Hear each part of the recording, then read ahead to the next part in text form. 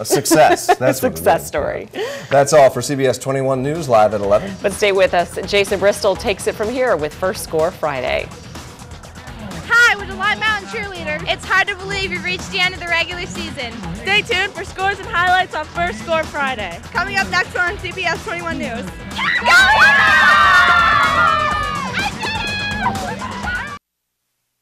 And now, CBS 21 Sports First Score Friday, powered by Subway, starts right now. Is it really Week 10? The end of the regular season? Man, it's gone fast. Welcome to First Score Friday, where you get the entire story in high school football first. I'm Jason Bristol. All right, no time to mess around. We have a shocker to get to. As long as we're here, might as well show you CD East and Central Dauphin. This game, well, the Rams, the defending state champs, facing the Panthers, and the Panthers strike first. The touchdown, Chase Edmonds to make it 7-0. Panthers in front, second quarter. CD East with the football again. Edmonds, more than just 1 yard here. How about 29 more? 30-yard pickup, and that sets up this. Edmonds going one way, stopped, but not stopped for good. Turns it back, a few more cuts. Chase Edmonds creating his own space. Panthers up by 14, and look at this. Central Dauphin East upsetting Central Dauphin 21-19. I mean, this was the Panthers state title game. Former East quarterback Michael Payton, great college player, former 1AA Player of the Year, called me tonight. He couldn't believe it. But yes, CD East is a winner over CD. And there's another story from Quad A as well, where the top 16 teams make the playoffs. Right now, Mechanicsburg is the last school in, according to the computer ratings from District 3. Now, if the Wildcats lose tonight, they could still get in, but, I mean, who wants to take that chance? Mechanicsburg at home for the final time facing Cedar Cliff. The Colts striking here. The lefty, Andrew Ford, sizing up the competition, connecting with Jacob Bowen. 22-yard completion for the touchdown, 7-0 Cedar Cliff. Wildcats down 21-7. Tyler Schubert off to Shaheem Brown, and Brown does the rest. 65 yards for the touchdown. It's now a 7-point game, 21-14. Move to the fourth, about 11 minutes to go. The option, Xavier Bainey has it around the edge, and he goes in for the touchdown. This thing is over, right? 31-17 Cedar Cliff? Not exactly, to quote Hertz. Let's look at the scoreboard. The Tebowing worked because Mechanicsburg scores 17 points in the last 4 minutes to win, 38-34. So Mechanicsburg, with this win, are the Wildcats in? Well, right now, these are the unofficial final power ratings. Unofficial, because some schools are playing on Saturday. District 3 has to wait until those games are done before publishing the final numbers. But look at this. Mechanicsburg in, J.P. McCaskey in, Dallastown is in. Central Dauphin East jumps up 4 places. However, the top 16 teams get in, so CD East out. However, an impressive win by the Panthers. Over in the York Adams League, Division 3 has come down to one game, a game that will decide a championship. The race for first place comes down to this. Bermudian Springs 8-0 in the division. Biglerville is 7-1. Now, these two facing each other tonight for the division championship. CBS 21's James Tully is back from Adams County and has it all. James? Well, Jason, a perfect season is not new territory for Bermudian Springs. Hey, they finished last year 10-0, but exited early in the playoffs. Winning the division tonight would be only another rung on the ladder for the Eagles, and they hope that that ladder reaches towards a championship. On a cold night in York Springs, Biglerville came to play, and they showed Bermudian that from the get-go. Second quarter, Jordan Wank breaks through a stingy Eagles defense. You know, they average only giving up 5 points a game. Well, they're 6. Biglerville takes the lead, 14-13, short-lived because the Eagles got it together. Oakley Thistle, a Subway Phenom nominee. Oakley, you might want to shade your eyes. A fumble led to a Bermudian touchdown, so they're leading by 2, the Eagles, in the fourth quarter. Michael Moore, a perfect sneak out of the wing tee. Moore diving at the pylon.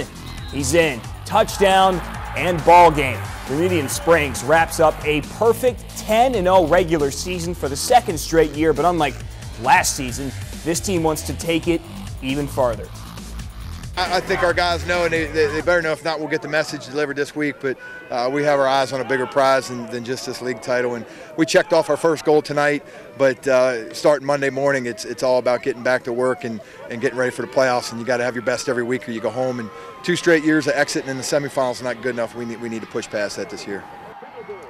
Bermudian head coach Joe Defoe there. Even with the loss, Biglerville is going to qualify for the playoffs in Class AA.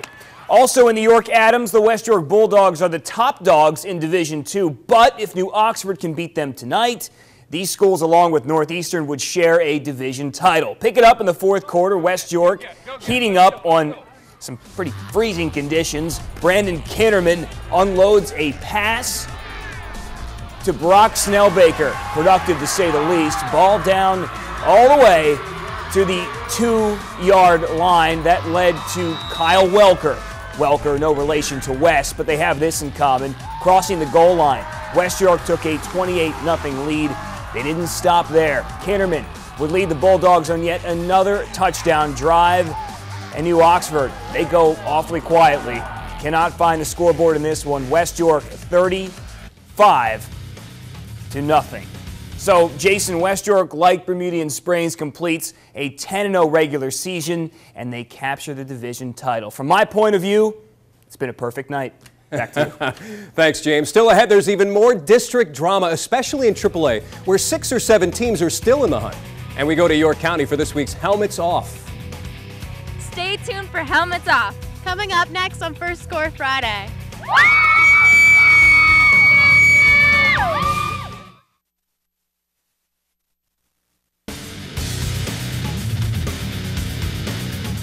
My name is Kyle Biddle. I'm a quarterback and safety at Redland High School. The superpower that I wish I had, putt like Tiger Woods. My most prized possession would probably be my phone. My favorite Subway sandwich would probably be turkey on Italian bread. My Twitter handle is KBiddle12. I would choose my running back, John Ford, to be my partner on the Amazing Race. He'd do whatever it takes to win. If I wasn't playing football in the fall, I'd probably be on the golf team. My name is Kyle Biddle and my helmet is off. Yeah, here's the bummer about Kyle. Hasn't been playing football this fall, at least not since week 5 when he hurt his shoulder. Redland, though, is still 6-3, will be in the playoffs. And Kyle Biddle watching the Patriots take on Susquehanna Township. The Indians are explosive. Pick it up in the third. Township up 20-0. Logan Sangree Hills making the short catch. And that is a completion. Couple of plays later, Township cashes in. Jordan Baskerville on the keeper, 4 yards out, makes it 26-0. Susquehanna Township is a winner over Redland, 26-0. The Indians improve to 8-2. Big rivalry game, Hershey, Lower Dauphin. Both teams call Hershey Park Stadium home. Fourth quarter, Hershey down 10-0. Make it 10-7. Zach Dreyer, 1-yard touchdown run. Less than a minute to go now. Hershey with the ball. Dreyer throwing. End zone. Incomplete. So it's 4th down. Hershey not going for 3. They're going for 6. The pass deflected, knocked away. Lower Dauphin hangs on 10-7, so the Falcons earn bragging rights in this one. You know, those 4 teams we just saw, we'll see them again in the playoffs, but some of these other schools won't be as lucky. In AAA, the power ratings are packed with teams on the bubble. West Perry, 14th. Northern York, 15th. Northeastern, 16th. They would be in if the season ended last week. LS, Elko, East Pennsboro would be out. 16 teams make it, so all these schools feel they have to win. And look at this. West Perry taking on Northern. They're on the same field. Fourth quarter, 43 seconds to go. Zach Smith pumps, throws. Chase May has it. West Perry is down 2, 35-33. Perry going for the 2-point conversion. Smith, Dalton, McGonnell has it. This game is tied. West Perry does it. We're going to overtime. First OT, Zach Smith. Into the end zone, Chase May again. It's 42-35. Northern's turn.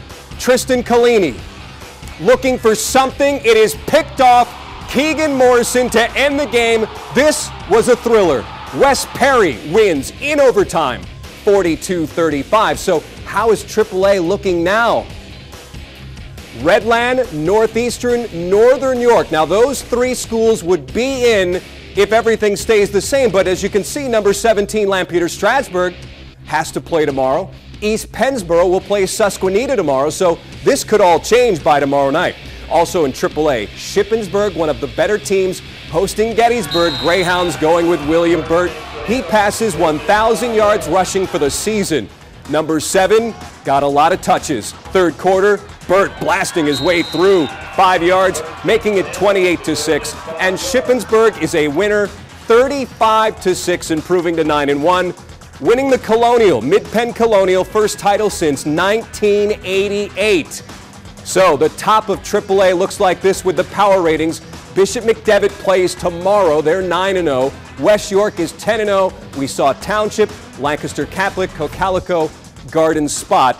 And obviously the Crusaders will stay at number 1 because they're playing Palmyra, which hasn't won a game. Football players from both Tri-Valley and Line Mountain joined forces this week to help people in Schuylkill County brace themselves for Hurricane Sandy. And yes, those players also knew what was coming after that. They'd be meeting again on the football field. Tri-Valley hosting this one. Both schools 8-1. First quarter, no score. Not anymore.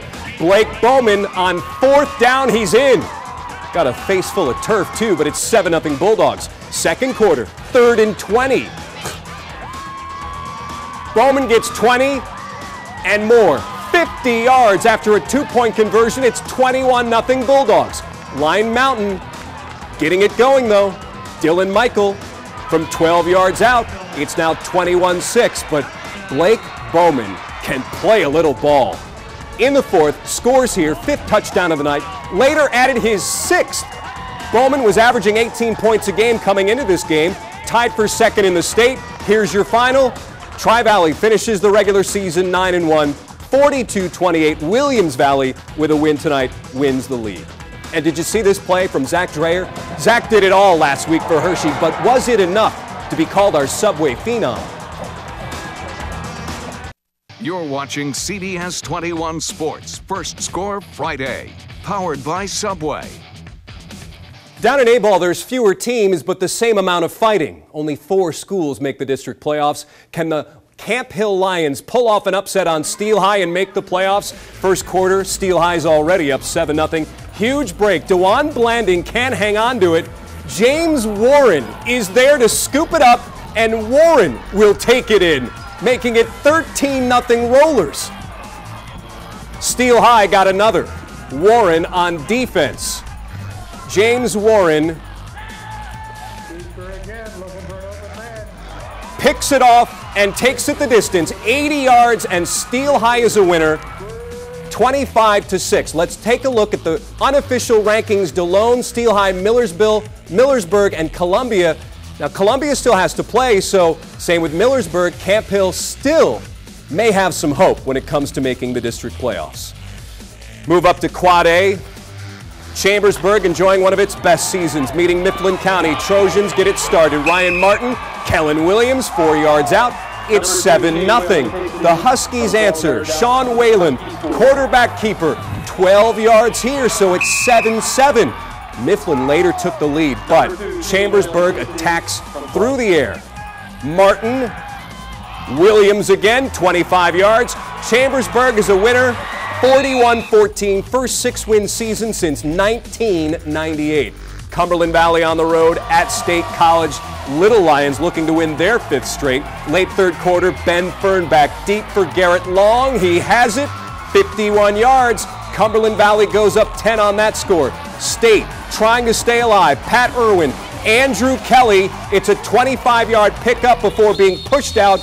State College would score again. That pulls them within 3, but Cumberland Valley hangs on and wins this game 17-14. So here is how Quad A shakes out. Remember, Central Dauphin upset. So Wilson is now your number 1 seed. Harrisburg, 3rd. Of course, the Cougars will play tomorrow. Penn Manor, Governor Mifflin, and Cumberland Valley.